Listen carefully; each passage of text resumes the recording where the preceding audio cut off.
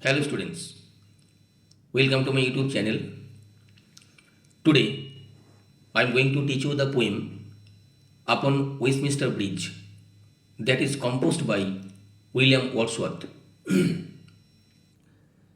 William Wordsworth was born on April 7, 1770. He was a major English romantic poet who was an honored poet laureate of the United Kingdom in the court of Queen Victoria from 1843 until his death on 23rd April 1850. He is a leading English nature poet. His collection of poetry, lyrical ballads, is considered to be the central work of Romantic literary theory. The poem upon Westminster Bridge is one of the best examples of his romantic poems. Upon Westminster Bridge is a Petrarchan sonnet in which William Wordsworth describes the beauty of the city of London as seen at dawn from the Westminster Bridge. The poet was enthralled by the panoramic landscape, beauty, calm, and quiet nature before him. This poem was first published in the collection of poems in two volumes in 1807.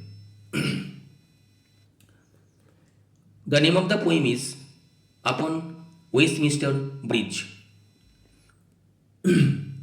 Before starting the poem, I want to say that Westminster Bridge is located in London. So, this bridge is one of the most popular bridge in UK. Now, let's start the poem.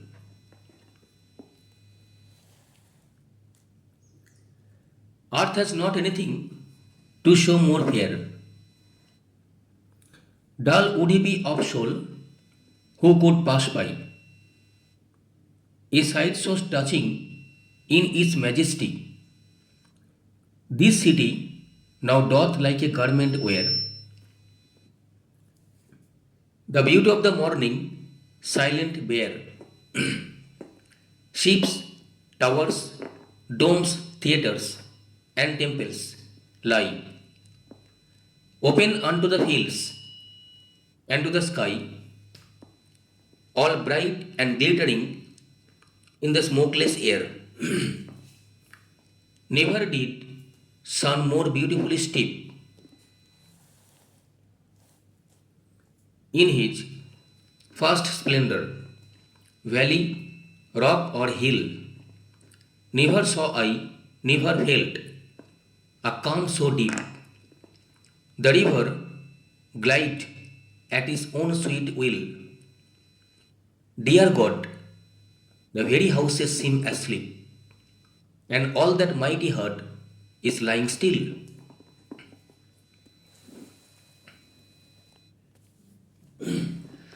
So, at the very beginning of the poem, the poet William Wordsworth starts with a hyperbolic statement. Earth has not anything to show more fair. Means the bridge, the Westminster Bridge of London is so glamorous, so gorgeous that the poet is telling that nothing can be as beautiful as the Westminster Bridge in London. So this statement is an example of hyperbole. Hyperbole means the poet is exaggerating the statement. So nothing can be as beautiful as Westminster Bridge. Fair means beautiful. Dull would be of soul who could pass by. Dull means lacking aesthetic sense, aesthetic sensibilities. Means a person who is insensitive or out of soul, they only pass by without enjoying this sublime beauty of the city of London. So, people who are passing by, who are walking away without having a look at the bridge, is, according to Wordsworth, having a lack of aesthetic sensibility.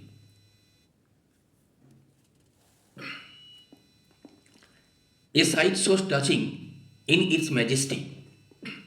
Sight means scene, landscape. The landscape, the scene is so touching, so beautiful, so enthralling in its majesty. So the landscape is really majestic. The landscape is sublime, beautiful, enchanting, that the poet is fascinated too much by the beauty of the city of London, that is totally sublime. The city now doth like a garment wear. City means the city of London. Now doth means does. Doth is an archaic word, old fashioned word. It means does. The city of London does like a garment wear. Garment means dress.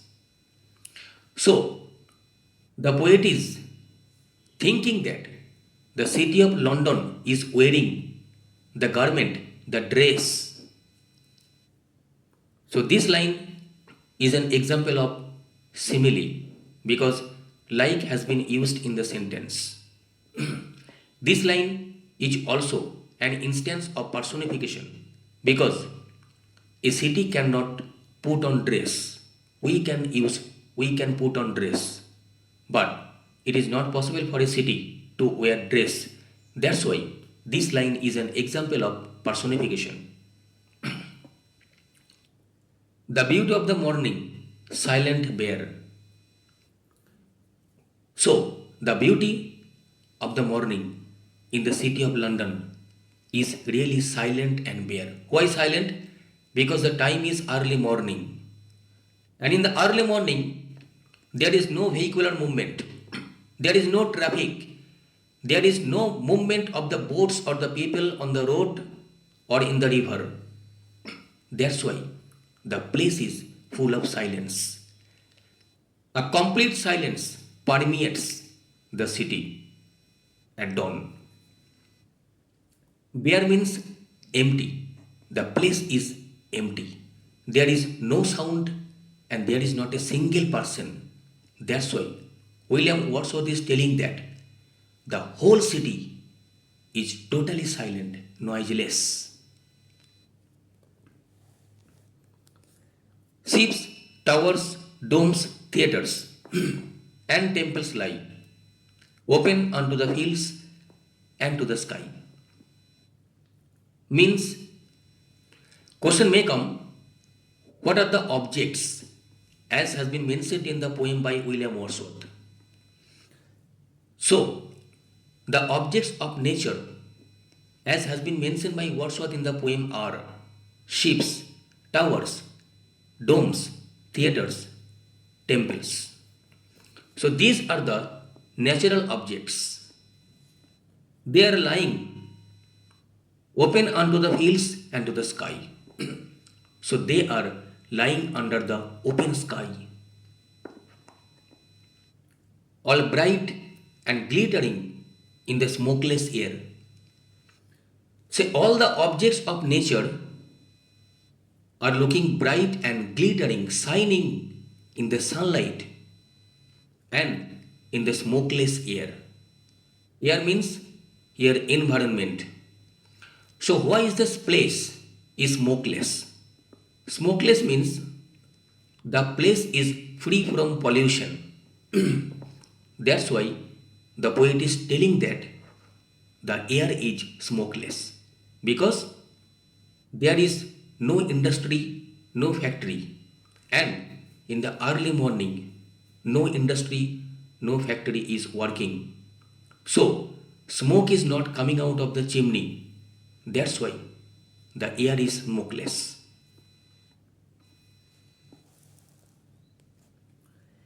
Never did sun more beautifully steep in his first splendor, valley, rock, or hill. So, here steep means very beautiful. So, the poet has never seen that the sun is so beautiful, so gorgeous, glamorous, and shining. But today, at this time, the poet is observing that the sunlight is totally illuminating, it is bright. So, the sunlight is falling upon the valleys, rocks, or hill. Never saw I, never felt a calm so deep. So, the poet has never seen, he has never felt even the calm that is so deep. Calm means peace, mental peace. So, the poet has never experienced the serenity, the tranquility, the mental peace, the silence before like this. So, it is profound and deep that is being felt by the poet at this hour in the early morning. The river glide at its own sweet will. Which river? Thames River. The river Thames is located in London. So, the river Thames is flowing. Glide means flowing without any disturbance. The river is flowing at its own sweet will. The Thames River is flowing without any hurdles, any obstacles, any disturbance. Dear God, these very houses seem asleep. Now the poet is invoking God in respect. The very houses seem asleep. So the poet is addressing God and telling that all the houses of the city of London are asleep. They are sleeping deeply. And amid all that mighty heart is lying still. So the poet is telling that the mighty heart means the city of London. Heart means the city of London. Mighty means big. As you know, the city of London is very big and vast, extensive. That's why the poet is telling that London is a big city and it is the mighty heart of the city. So London city is also lying still, quietly, peacefully. All the people of the city of London are quite peacefully. They are in peaceful sleep in the early morning. And at this time, William Wordsworth is standing on the Westminster Bridge and observing the beautiful landscape of the city of London. So, there is a story when the poet wrote the poem. Before writing the poem, William Wordsworth and his sister Dorothy, they were going to France from London. So they are going to France by a carriage. Carriage means a vehicle drawn by horses. Suddenly, William Wordsworth and his sister Dorothy stopped on the Westminster Bridge and they started observing the peaceful and quiet atmosphere of the city of London in the early morning. While standing on the Westminster Bridge, the poet was observing that the city of London and the Westminster Bridge are really fascinating. This is the most beautiful bridge that the poet has never seen in his life. And the poet is telling that if someone walks away without having a look at the Westminster Bridge, seems to have aesthetic sensibilities. So the person will be insensitive if the person doesn't have a look at the Westminster Bridge while walking away. The landscape, the sight is really very beautiful. The poet is really mad for the beauty of the city of London. The poet is thinking that the city of London is wearing a garment or dress, just as we put on dress. Likewise, the city is also having a dress that is really glamorous and gorgeous. The beauty of the morning is really silent because in the early morning no one comes out. All the people sleep in the early morning. They are still in bed. That's why the place is silent. It is free from any kind of noise. And the place is bare, empty, because no person is there. People are not coming out in the early morning. They are still sleeping at that time. So, the poet is telling that there is no traffic, there is not a single person on the Westminster Bridge. That's why the place is quiet and empty. There are some natural objects as mentioned by the poet in the poem. They are ships, towers, domes, theatres, and temples. So these are the natural objects. They are lying under the open sky.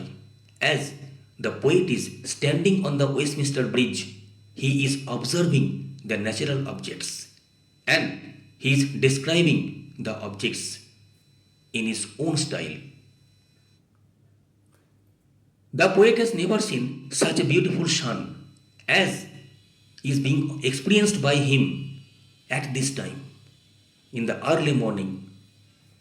So the sunlight is really illuminating, glamorous and gorgeous.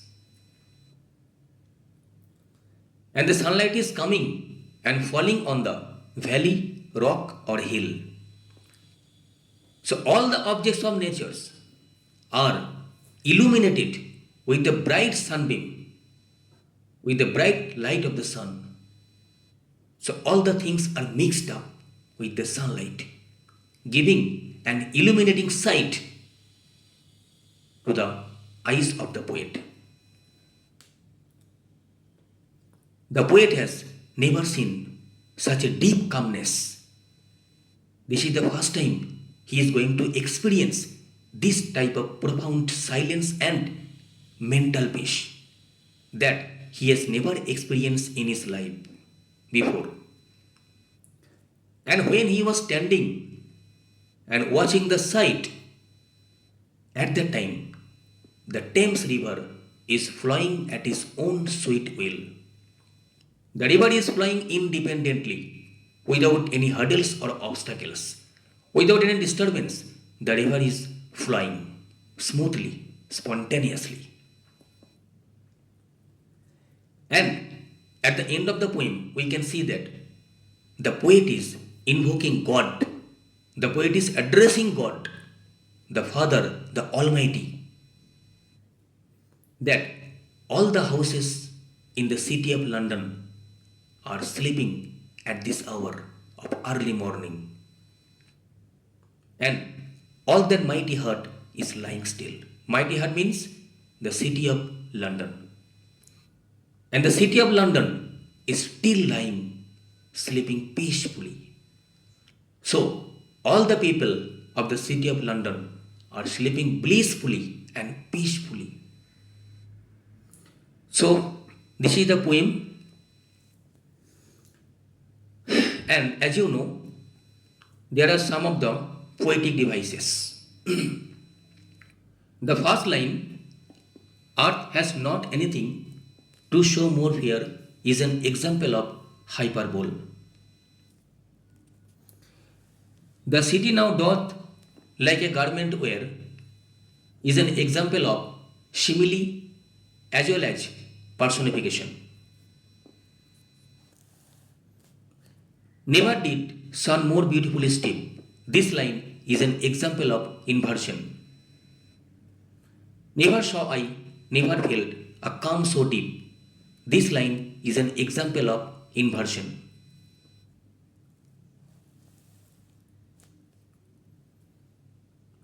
Dear God, the very houses seem asleep. This line is an example of apostrophe, means the poet is addressing God. That's why this line is an example of apostrophe. So, I hope that you have understood the poem, and if you have further doubts, you can ping me an email. My email ID has been posted in the description section. So, thank you all. Take care.